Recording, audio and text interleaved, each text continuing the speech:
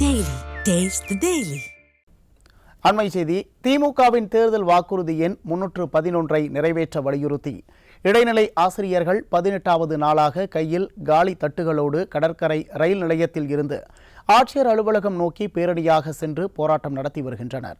இதுகுறித்த நேரலை தகவல்களை எமது தலைமை செய்தியாளர் ஜெயக்குமார் வழங்க கேட்கலாம். வணக்கம் ஜெயக்குமார், விவரங்களை வழங்கலாம்.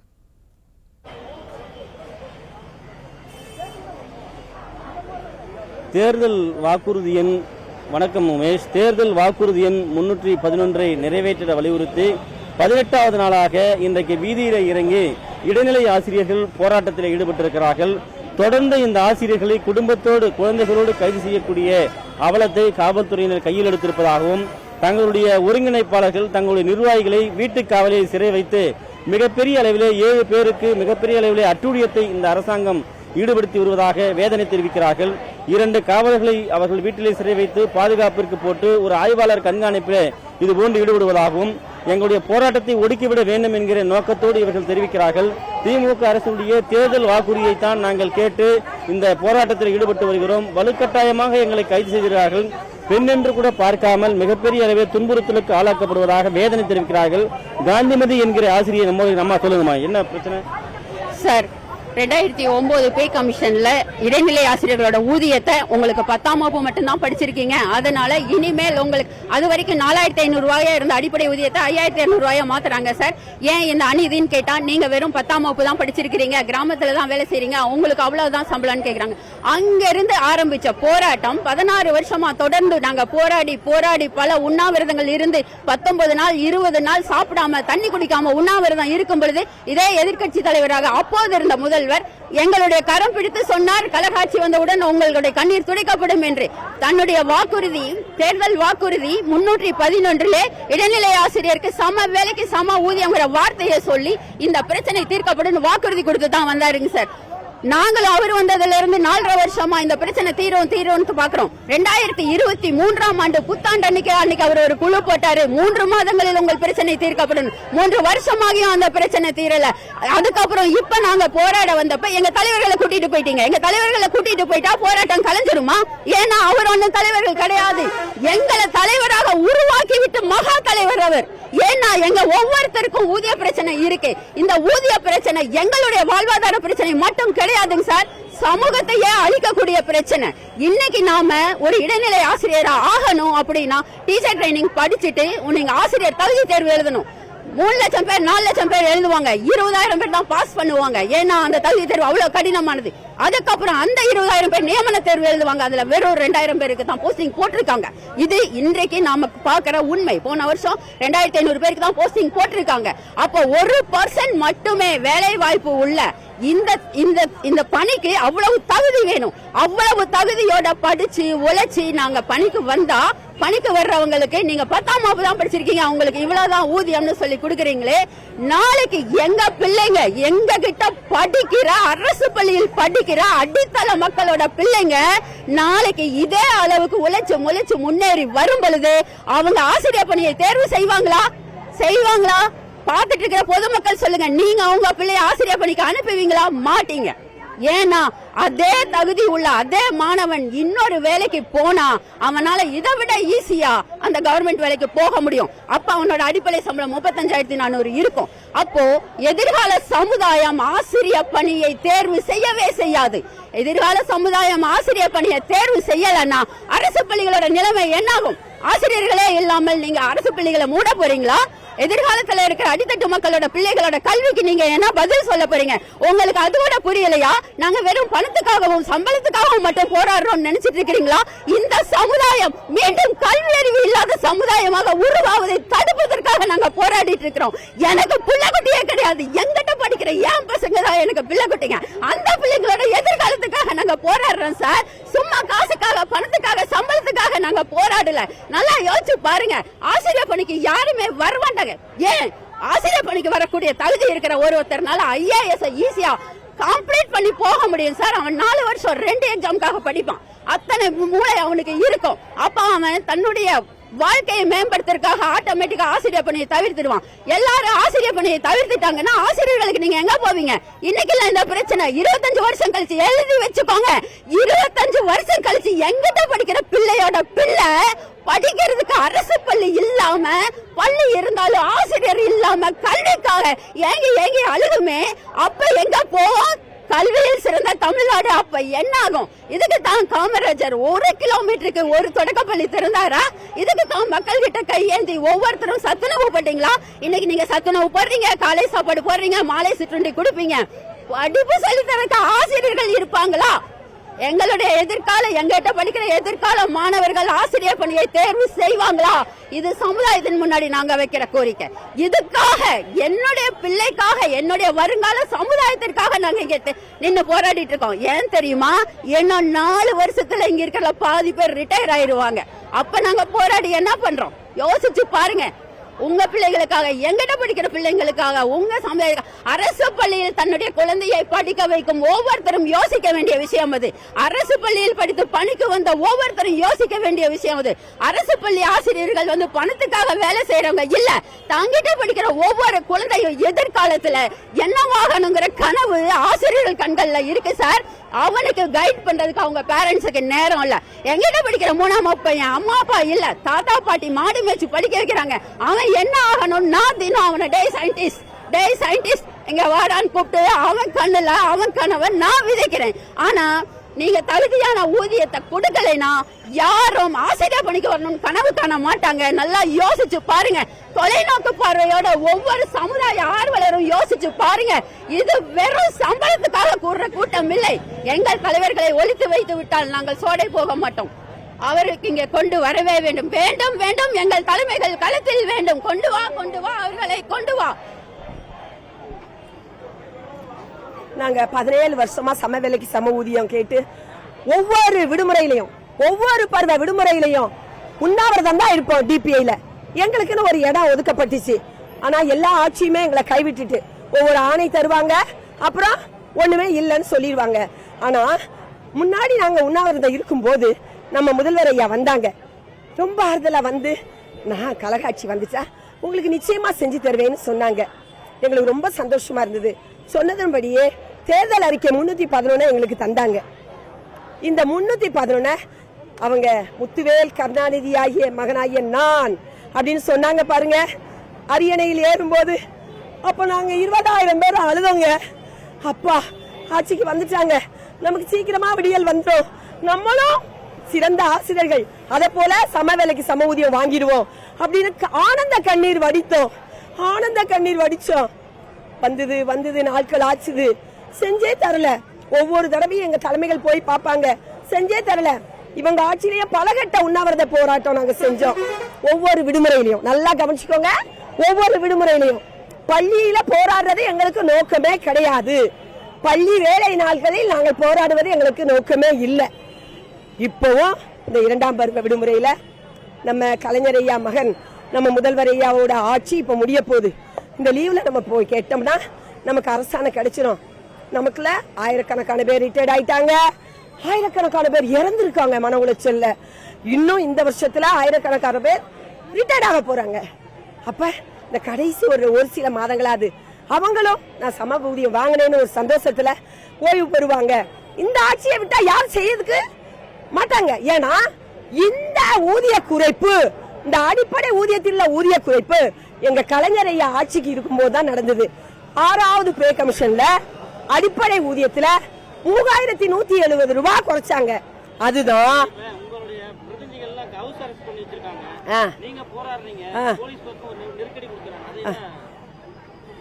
தலைவர்கள் இப்ப பல்லாயிரம் தலைவர்களை உருவாக்கிட்டு போயிட்டாங்க.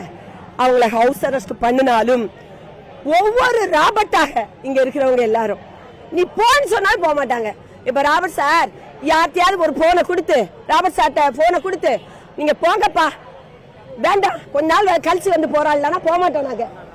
ஏன்னா போக மாட்டாங்க. ஏன்னா இங்க இருக்கிறவங்க அத்தனை பேரும் ராபர்ட் சார் தான்.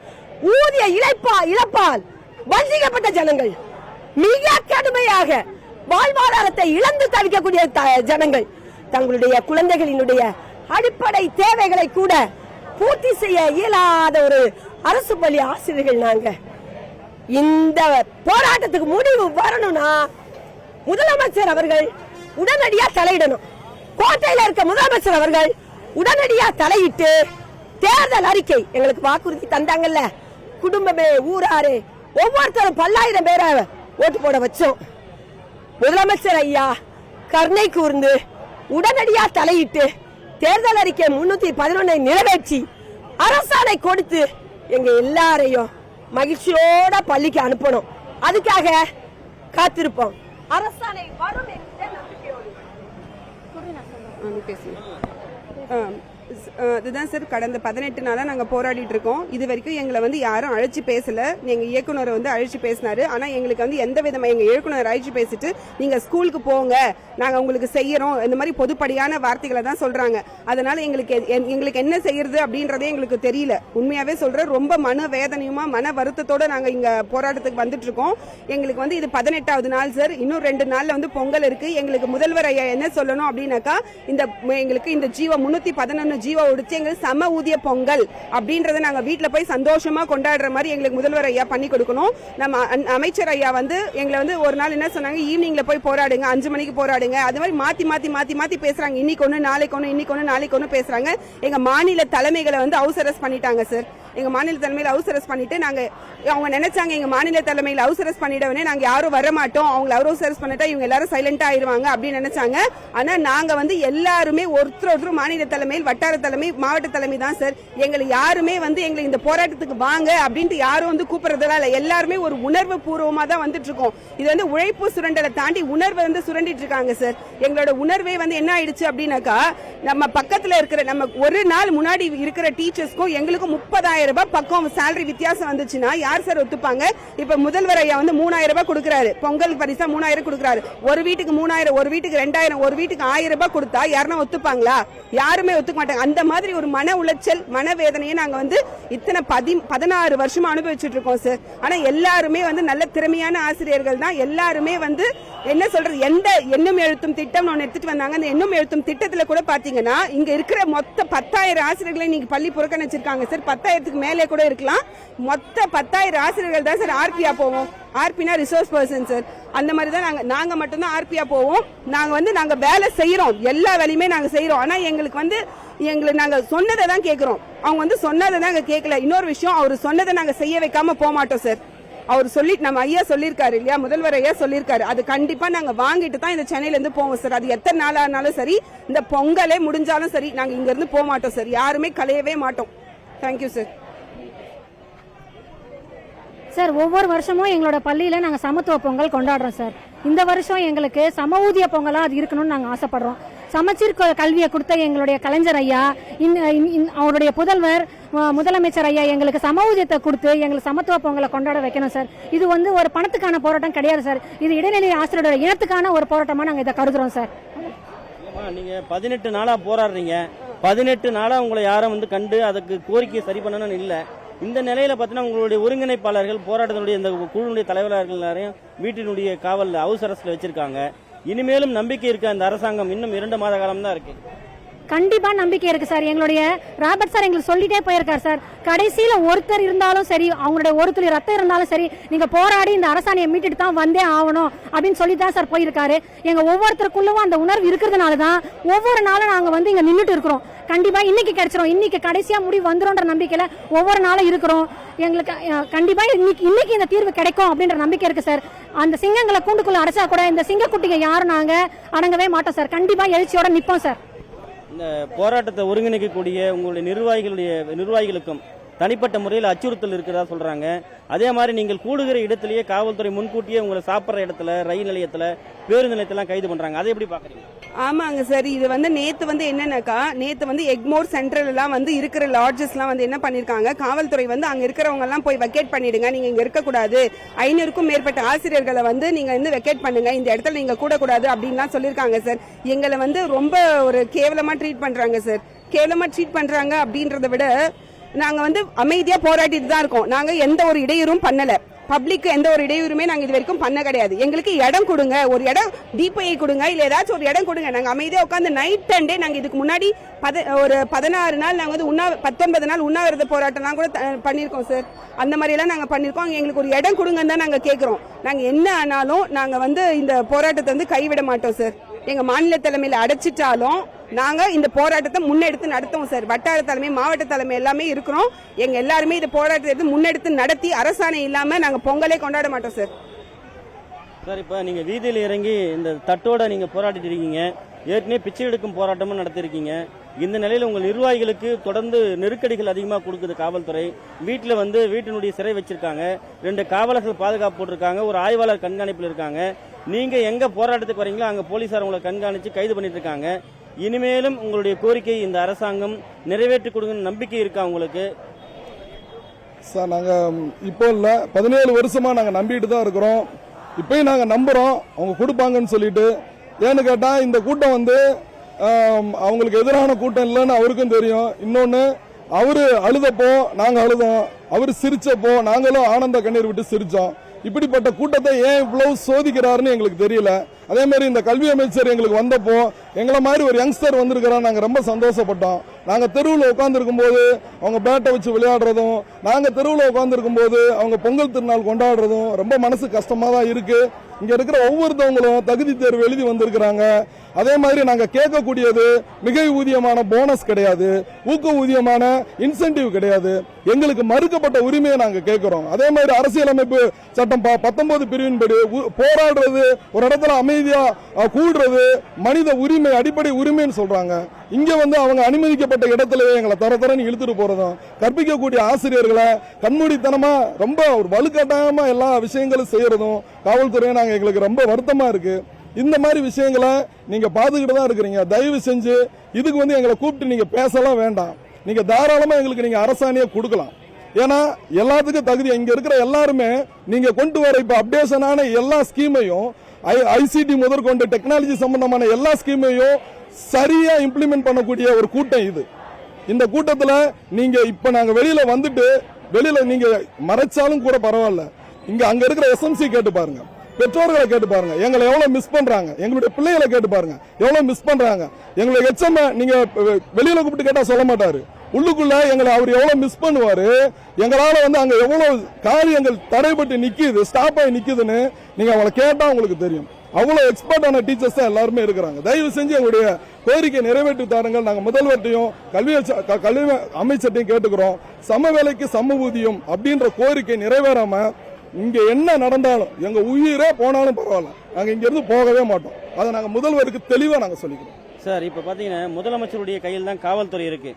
பெண் ஆசிரியர்கள்னு பார்க்காம வலுக்கட்டாயமா வந்து ஆண் காவலர்கள் கைது செய்யறாங்க. அவங்க இப்போ ஒரு பெண் ஆசிரியர் வந்து குமரலோடு தெரிவிச்சாங்க, என்ன பண்ணக்கூடாதோ அதெல்லாம் பண்றாங்க, ரொம்ப வேதனையா இருக்கு அப்படின்றாங்க. இது ஒரு முதலமைச்சர் கையில் இருக்க காவல்துறையே செய்யுது. அப்புறம் முதலமைச்சர் இந்த கோரிக்கை எப்படி நிறைவேற்றும்? சார் அவங்க நிறைவேற்றுவாங்க நாங்க நம்புறோம். ஆனாலும் கூட இப்படிப்பட்ட செயல்பாடுகள், ஒரு பெண் ஆசிரியர் வந்து ஆண் காவலர் வந்து இழுத்துட்டு போறதும், அந்த மாதிரி விஷயங்கள் உண்மையிலே வன்மையாக கண்டிக்கத்தக்கது. இது வந்து அரசியலமைப்பு சட்டத்துக்கு எதிரான ஒன்று. இன்னொன்று, கருத்து சுதந்திரம், பேச்சு சுதந்திரம், ஒரு இடத்துல தன்னுடைய உணர்வுகளை எக்ஸ்போஸ் பண்றதுக்கான அந்த உரிமை கூட மறுக்கப்படுதா அப்படின்னு நாங்க கேட்கிறோம். நாங்க வரல, நாங்க சொல்லவே இல்லை.